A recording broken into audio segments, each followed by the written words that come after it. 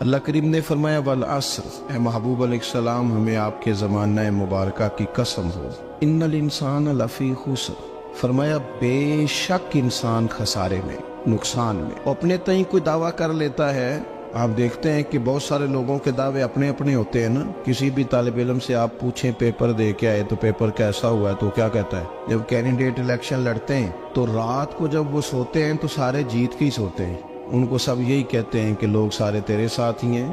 حالات، یہ جتنے بادشاہ حکمران ہوتے ہیں ان کے بگڑنے کی بنیادی وجہ ہوتی ہے کہ یہ خوش فہمیوں میں مبتلا ہوتے ہیں۔ ہم میں سے بھی ڈھیر سارے لوگ ہیں جو خوش فہمیوں میں مبتلا ہیں۔ کچھ کہتے ہیں جناب ہماری نسبت بڑی تگڑی ہے۔ بھئی نسبت تو امام حسین سے تگڑی تو کسی کی نہیں نا، تو ساری رات نماز پڑھتے تھے، روزے رکھتے تھے، اللہ کو یاد کرتے تھے۔ آپ خالی نسبت پر بیٹھ کر عمل چھوڑ جائیں تو یہ کیسے ممکن ہے؟ تو اپنے اپنے تئیں لوگوں نے معیار کامیابی کے قائم کر لیے ہیں۔ اللہ فرماتا ہے کہ محبوب مجھے قسم ہو زمانے کی، انسان نقصان میں، یہ دن بدن جو وقت گزار رہا ہے تو اس کا نقصان، اس کا خسارہ، اس کا گھاٹا بڑھتا جا رہا ہے، روز نقصان میں۔ کتنا کتنا عمر کا حصہ لوگوں نے ضائع کر دیا، کتنے کتنے بہترین لوگ تھے لیکن روزی روٹی کے پیچھے وقت سارا برباد ہو گیا۔ یہ رزق حلال کے لیے دوڑ دھوپ ہو وہ تو بڑی بات، لیکن تکبر کے لیے اور خواہشات، بیجا خواہشات کی تکمیل کے لیے، ایک دوسرے سے آگے بڑھنے کے لیے بڑا وقت ضائع کیا لوگوں۔ اچھا کوئی بھی نہیں جیتا، خاندانوں میں بھی کوئی نہیں جیتا، برادریوں میں بھی کوئی نہیں جیتا، پر لڑائی ساری زندگی کی ہے، میں نے آگے گزرنا، میں نے آگے، حالانکہ کوئی کسی کو جیتنے دیتا ہی نہیں۔ اپنے اپنے تئیں لوگوں نے معیار قائم کیے کامیابی کے۔ اللہ فرماتے ہیں بے شک انسان نقصان میں ہے، لیکن جس میں 4 خوبیاں پائی جائیں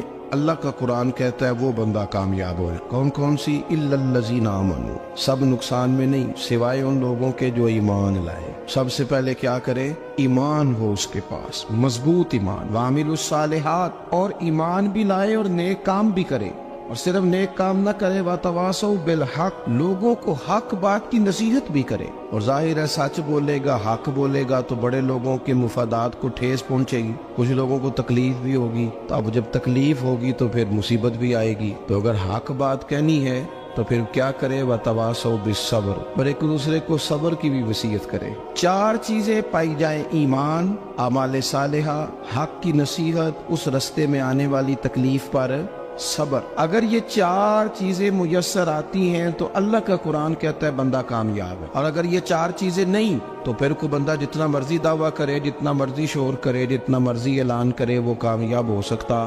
سب سے پہلے تو اپنا ایمان پکا کرے۔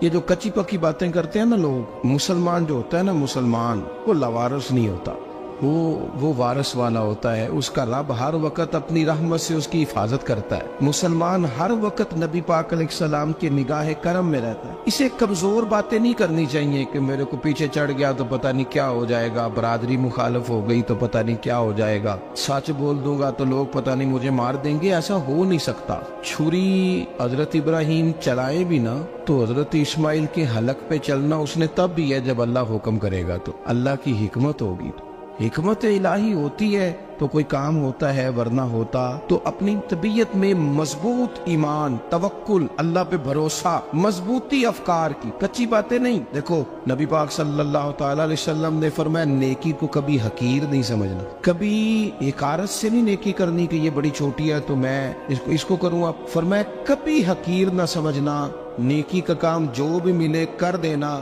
فرمایا اگر بھائی سے مسکرا کے ملو گے بنا تو اس پر بھی اللہ تمہیں صدقے کا ثواب عطا کرے گا۔